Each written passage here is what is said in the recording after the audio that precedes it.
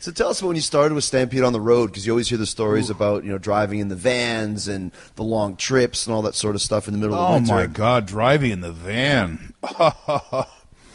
Well, every week we had to go to Regina. 500 miles there, 500 back. And you're in a van with about 4 or 5 seats in it, and Stu Hart crammed so many wrestlers in that thing.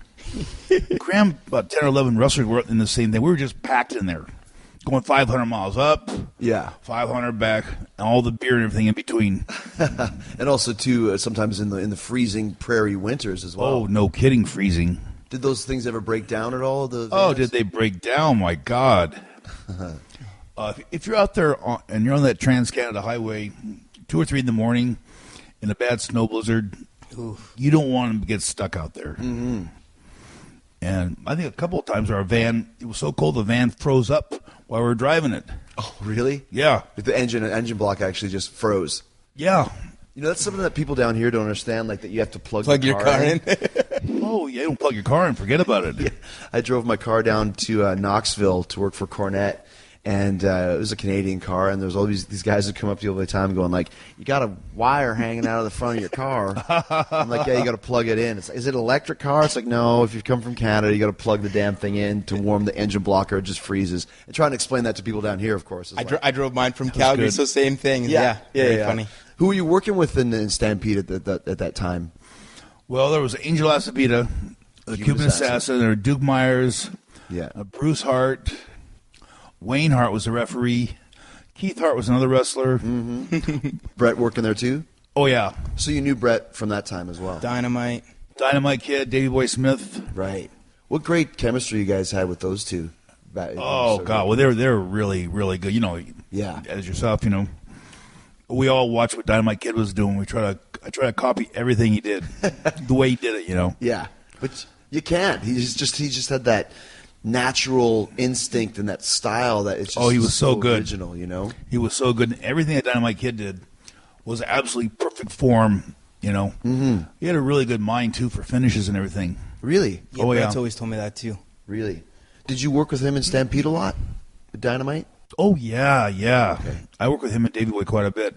Yeah, if you're wrestling Dynamite Kid, it's a great, great pleasure. It's like a night off. Mm-hmm. He's great.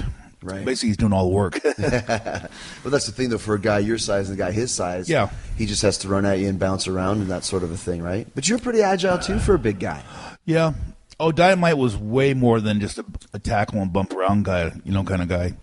He could wrestle anybody and make it a good match. He was really, really polished and really good. See, that's the thing, when you go to Stampede and you talk about how you've never wrestled or really knew much about wrestling, you're working with some of the greatest of all time.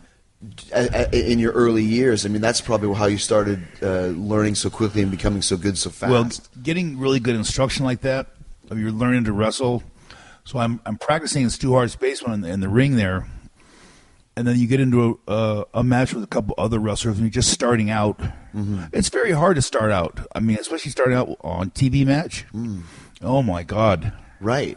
Well, that's the thing, too. I remember when I started, Stampede had just closed, but there was a little company that was at the Silver Dollar Action Center. Yeah. Oh, and, yeah. What was his name? I can't remember what his name was that owned the place. Frank Sissons. Frank Sisson, there you go. That's where we'd watch every pay-per-view. Frank Sisson, yeah.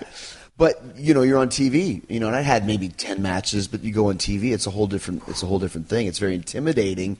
Because you make a mistake in Rimbey, Alberta, who cares? But you do it on TV. So it lives on forever in your mind, right? And everyone's seeing it. See, I had no problem with wrestling on the TV and everything. What the deal was, what the real sticky thing was, is after your match to go and we did our interviews right after that. Ah. And so you're in the ring still with all your gear and your sweat and everything. And now you got to get on the mic with their broadcaster, Ed Whalen. Mm-hmm. Yeah. And do some kind of an interview, and I also exhausted after that. I could barely get the sweat off me. Yeah, barely breathe. I could barely breathe, and Waylon, the TV guy, give me all these hard questions and everything. Right after my match, live on TV, like, oh my God, I don't know. Leave me alone. Heck of an answer. That could have been your gimmick. He's just the cranky wrestler. I don't know. Leave me alone. Go away. As a baby face. Yeah. Did you have the beard back then too, the goatee? Or the Van Dyke, actually, if you want to get correct about it?